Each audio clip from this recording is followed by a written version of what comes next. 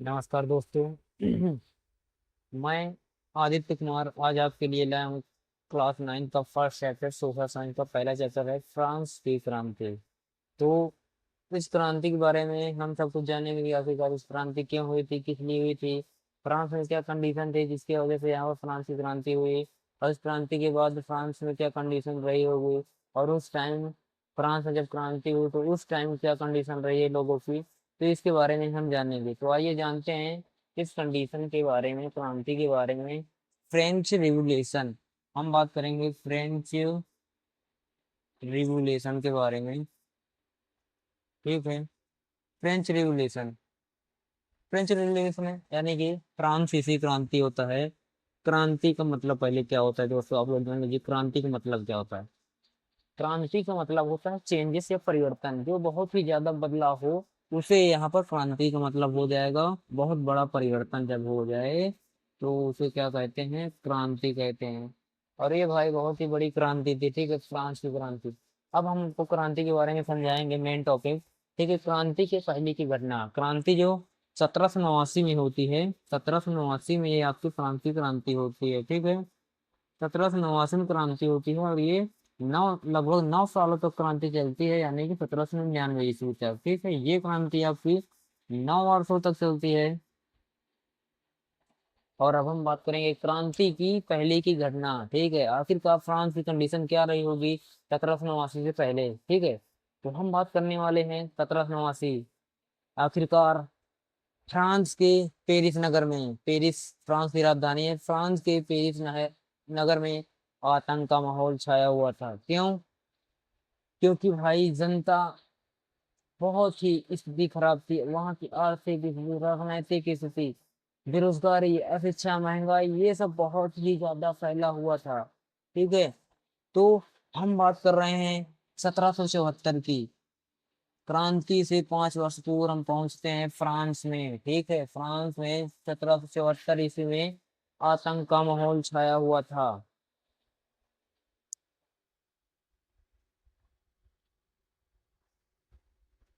ठीक है, 1774 में पेरिस नगर में, किस नगर में, फ्रांस के पेरिस नगर में, पेरिस नगर में आतंक का माहौल छाया हुआ था, जो कि ये किसकी राजधानी है, ये फ्रांस की राजधानी है। ठीक है, फ्रांस की राजधानी पेरिस में आतंक का माहौल छाया हुआ था। और उस टाइम फ्रांस में जो आपका राजा था, जो राजा था फ्रांस में, वो कौन सा भैया, लुई सुलावा। लुई सोलहवां आपका वहां का राजा था, कहाँ का, फ्रांस का राजा था। ठीक है, और ये भाई मतलब 14 जुलाई को, ठीक है, मतलब ये मतलब जुलाई में ही ये फ्रांस की राजगद्दी पर बैठता है सन 1774 में।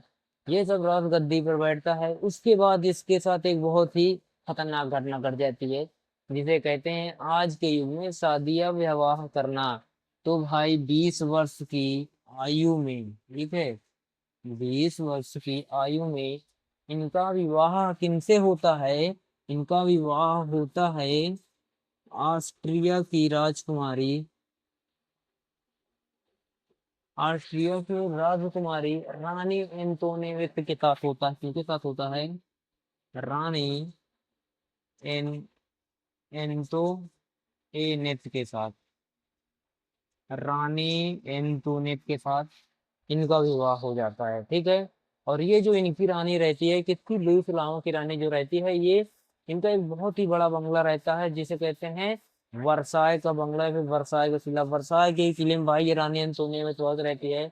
मैं आपको एक और बात बताना चाहूंगा, आपके डेली लाइफ से रिलेटेड, जो कुछ जैसे आपने देखा होगा, आपके आसपास मोहल्ले में अगर किसी का शादी या विवाह होता है, तो भाई जो हस्बैंड रहता है अपने वाइफ के लिए जितना हो सकता है उतनी ढेर सारी खुशियां लाने की कोशिश करता है, अच्छे अच्छे कपड़े, सजावटी की चीज कमरे को सजाता है, अच्छे से अच्छे खूब सुविधा देता है। ठीक उसी प्रकार लुई सलामा भाई रानी एंटोनियट के खुशी के लिए बहुत ज्यादा बंगले में पैसा खर्चा करता था, बहुत ही ज्यादा पैसा खर्चा करता था, जिनके कारण क्या आ गया, भूखमरी, आर्थिक स्थिति खराब, किसानों में भुखमरी फैल गई, मतलब फ्रांस की बहुत ही ज्यादा कंडीशन क्या हो गई, खराब हो गई। ठीक है, और फिर जनता क्या करने लगी, जनता भाई सड़कों पर उतर आई, क्या करने लगी, राजद कहने लगी भाई हमें रोटी चाहिए, रोटी चाहिए, रोटी चाहिए। मतलब इतना ज्यादा वहाँ की स्थिति खराब हो गई थी कि मतलब लोग रोड पे उतर आए थे विदाउट वस्त्र वस्त्र के, मतलब बहुत ही ज्यादा मतलब। तो भाई वो कह रहे थे हमें रोटी चाहिए, रोटी चाहिए। अब ये भाई जो रानी थी, वो थी कहाँ की थी? ऑस्ट्रिया की थी, ठीक है। अब ये भाई अंग्रेज क्या बोलती, what what nonsense, what nonsense, who is this, who is this, आप लोग क्या कर रहे हैं, ठीक है, यह क्या है। मतलब ऐसे बोलती थी, कह रही है कि रोटी क्या है, व्हाट इज रोटी। उनको नहीं पता था कि यहाँ गरीबी फैली हुई है, लोगों को खाने के लिए क्या नहीं है, रोटी नहीं है। लेकिन जो उनकी रानी थी वो बोल रही थी आप पाव रोटी खाइए, ब्रेड खाइए, पाव रोटी खाइए, केक खाइए, ब्रेड खाइए। अब उनको क्या पता भाई अंग्रेजों को कि जो इंडिया का फेमस खाना वो रोटी ही है, अर्थात आदमी की रोटी से ही पेट भरती है, ये केक अंग्रेज लोगों का है। तो केक वगैरह खाने से कुछ होने वाला नहीं है। तो भाई कह रहे थे इनको केक खिलाओ, रोटी खिलाओ, ब्रेड खिलाओ, ठीक है, रोटी मतलब नहीं दिया जाता था। बाद में तब हुआ, ठीक है। अब 1774 की घटना तो बता दिया कि भाई की जो रानी थी, रानी एंटोनी थी 1774 की पेरिस नगर में आतंक का माहौल था। उसके बाद भाई जब ये आतंक का माहौल छाया था तो तभी मतलब सम्राट ने यह कर दिया कि भाई जनता के ऊपर पता नहीं कैसे क्या हुआ, गोली चलाने का दे दिया गया। जब गोली चलाने का दे दिया गया तो भाई जनता भगदड़ मच गई, तभी जनता भागने लगी। तो भागते भागते पेरिस नगर में एक जो था, क्या था, एक नगर था, ठीक है। पेरिस में मतलब हम बात कर रहे हैं पेरिस, ठीक है। पेरिस के पूर्वी इलाके में जा पहुंचे, पूर्वी इलाके में जब गए, ठीक है, पूर्वी इलाके में जब गए तो वहां एक किला था, बास्तील किला, बास्तील का किला, ठीक है, बास्तील का किला। अब जब सारी जनता भागने लगी तो भाई जब उन्होंने गोली चलाने का दे दिया तो भाई आम जनता है तो उनके पास कोई हथियार नहीं है, रियली की बात है। तो उन्होंने हथियार खोजने के लिए पूर्वी इलाके में गए जहाँ था बास्तील का किला। बास्तील के किला में इस मतलब होप में गए कि शायद वहां बम बारूद हथियार वगैरह मिल सके, जिनसे कि वो भाई उन सैनिकों से युद्ध कर सके। जब भाई बास्तील की किला में गए तभी फ्रांस के लोग, ठीक है, आम नागरिक जब गए तो वहाँ भाई क्या होता है, बास्तील का जो होता है कमांडर, कमांडर जो होता है वह भाई इन आम जनता के यहाँ तो मारा जाता है, क्या होता है, मारा जाता है, इसकी मृत्यु हो जाती है। और भाई बास्तील के किला में ही मतलब जेल बोल सकते हो, मतलब जेल था, ठीक है। जेल में कम से कम 7 लोग थे वहां पर, 7 कैदी थे जिनको उन्होंने क्या किया, निर्वाह कर दिया। उसके बाद यहाँ पर मतलब खजाना वगैरह धन दौलत जो को भी मिला उसे, जो ग्रामीण जनता थी वहां की शांति, तो उसे ले जाकर बेचकर मतलब अपना जीवन यापन करने लगे। और ये मेन क्रांति आपकी यहीं से शुरुआत होती है, बास्तील का किला, बास्तील का किला यानी कि सन 1789, यही आपकी मेन क्रांति का मेन कारण यही है। सन 1789 ये कब घटता है, 14 जुलाई को, 14 जुलाई सन 1789 ये आपका बास्तील का किला है, ठीक है। अब हम 1789 की बात करें तो उस टाइम भाई जनता को 3 वर्गों में बांटा जाता था, जनता को 3 वर्गों में बांटा गया था, ठीक है। इसको रेज कर दे रहे हैं।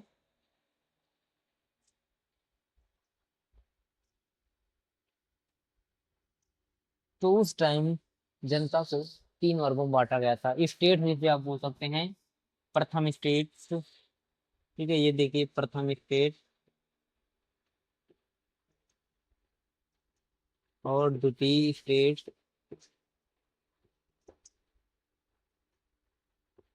और तृतीय स्टेट।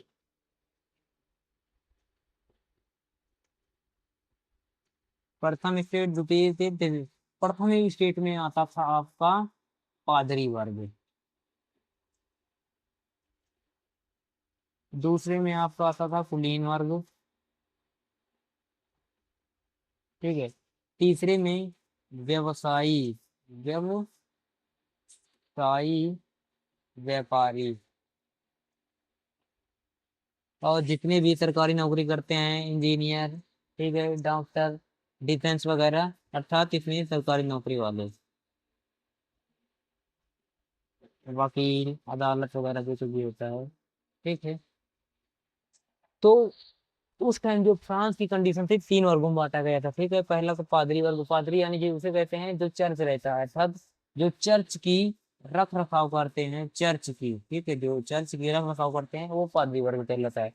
कुलीन वर्ग दोस्तों, कुलीन वर्ग मतलब ये होता है कि जो उस टाइम बहुत ही ज्यादा धनी हो, जैसे कि आज के युग में एक प्रकार से, जैसे कि भाई अंबानी, अडानी, रतन, मार्वल, जो कुछ भी है, ये सब जितने भी अमीर आदमी हैं, उनका भाई डायरेक्ट संबंध किससे है, पीएम वगैरह से रहता है कि भाई, जैसे कि अभी अंबानी की लड़के की शादी होती, वहां जितने भी सभी कुछ भी सभी प्रधानमंत्री, सीएम वगैरह सभी जितने बड़े बड़े हस्तियां थे सभी वहां गए हैं। तो भाई जिनका डायरेक्ट राजा से संबंध हुआ था, तो एक प्रकार से पीएम हमारे राजा इंडिया के, तो ठीक उसी प्रकार कुलीन वर्ग का मतलब ये होता है, कुलीन वर्ग डायरेक्ट राजा से संबंधित रहते थे।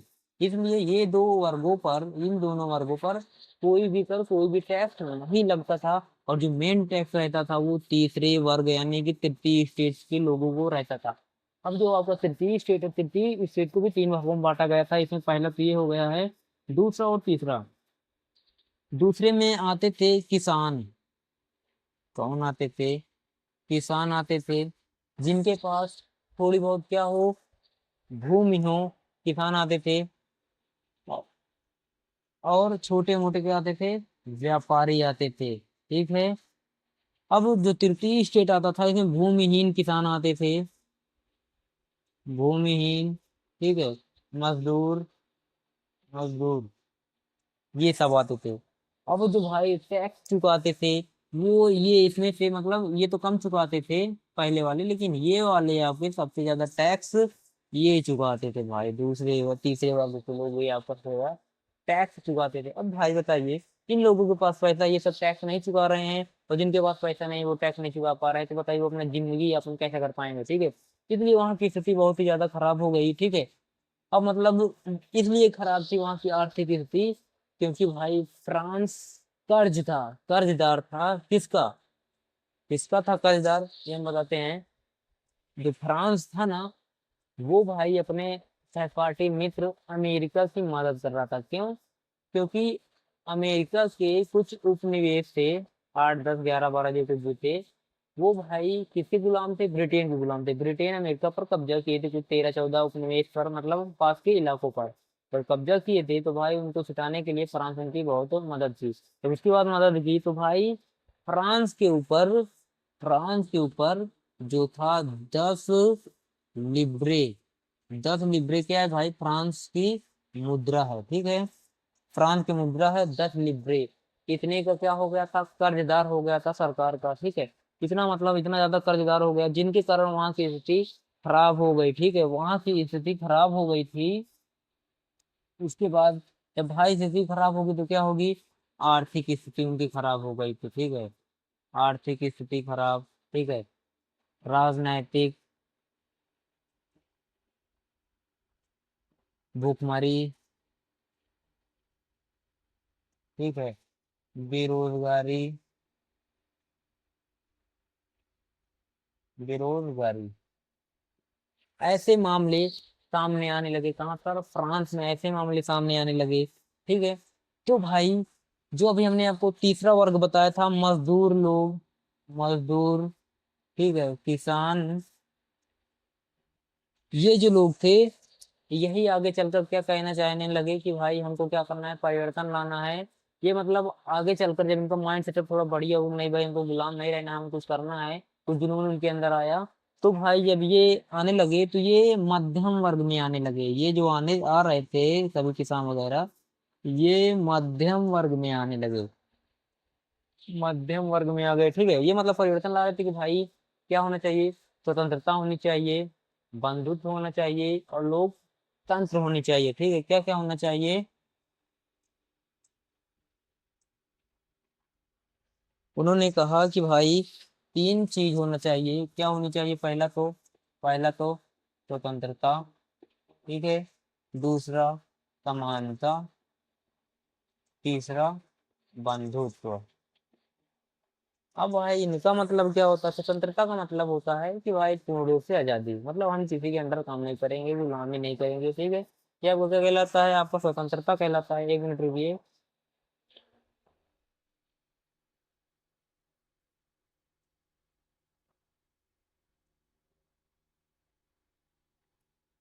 हाँ तो गाइस उस प्रॉब्लम के कारण हमने क्लास 1 मिनट के लिए आपसे वो किया था। तो हम बता रहे स्वतंत्रता, स्वतंत्रता का मतलब होता है गाइस एकदम आजादी की, हम किसी के अंदर में काम नहीं करेंगे, गुलामी नहीं करेंगे, हम अपने मन मौजी रहेंगे, ठीक है। अब भाई समानता का मतलब क्या होता है, इक्वलिटी। समानता का मतलब होता है इक्वलिटी, अर्थात कि किसी भी वर्ग के साथ कोई भी भेदभाव, ऊंच नीच मतलब नहीं करना चाहिए, अर्थात कि सबको एक बराबर नजरों में देखनी चाहिए, राजा को सबको एक बराबर नजरों में देखना होगा। बंधुत्व का मतलब होता है भाईचारा बना रहे, अर्थात जो कुछ भी हमारे बड़े वर्ग के थे, कुलीन वर्ग के थे, पादरी वर्ग के थे, ठीक है, तीसरे में जो व्यवसायी व्यापारी लोग थे, वो सब आपस में क्या हो, सभी आपस में इक्वल हो, समान हो, आपस में भाई भाई हैं। ये आपकी क्या, ये आपकी 1789 की कंडीशन थी, ठीक है। फिर भाई ये जो क्रांति थी ये इसी तरह चलती रही, मतलब रोटी की मांग का, और मतलब इस क्रांति में महिलाओं के लिए कोई भी अधिकार नहीं दिया गया था। इस क्रांति में महिलाओं के लिए कोई भी, ना तो वोट डालने का, ना तो घर से बाहर निकलने का, मतलब कुछ भी अधिकार नहीं था किनके पास, महिलाओं के पास। ये क्रांति भाई इसी, ये आपकी क्रांति हो गई।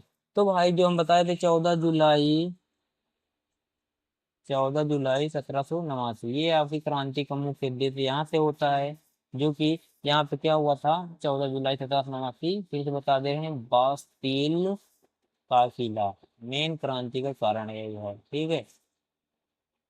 उसके बाद जब बास्तील के किला पर अटैक किया जाता है तो क्रांति यहीं से होती है। उसके बाद महिलाओं के अंदर जुनून जाग जाता है कि भाई जब हमारे मर्द लोग, ये मर्द कितने लोग थे भाई, कम से कम 7,000 मर्द लोग थे जो कि यहाँ पर अटैक किए थे। उसके बाद महिलाओं ने छोड़ा कि भाई जब हमारे मर्द लोग, हस्बैंड लोग ऐसा कर सकते हैं, क्यों ना हम भी कुछ करें।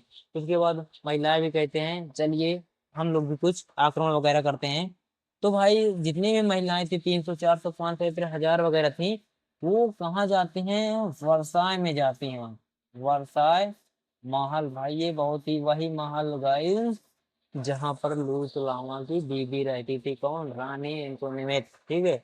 वर्साय के महल पर जाती हैं और वहां पर आक्रमण करती हैं सभी महिलाएं, और बंगले को ध्वस्त कर देती हैं, जहाँ से ये लोग भाग उठते हैं। उसके बाद भाई फ्रांस में एक लोकतंत्र, बंधुत्व, समानता, ऐसी स्थिति आ जाती है, ठीक है। उसके बाद वहाँ कंडीशन थोड़ा बहुत बढ़िया हो जाती है। तो भाई ये हमारा फ्रांस की क्रांति आपका जो टॉपिक है, तो उसको हमने समाप्त कर दिया है, ठीक है। आप इसी तरह हमारे इस यूट्यूब चैनल में बने रहिए। हम क्लास 10 में गारंटी दिलाते हैं कि आपका भाई बढ़िया से बढ़िया परसेंटाइल 90+ लाने की गारंटी देते हैं, ठीक है। अब मिलेंगे नेक्स्ट वीडियो में। जय हिंद, जय भारत।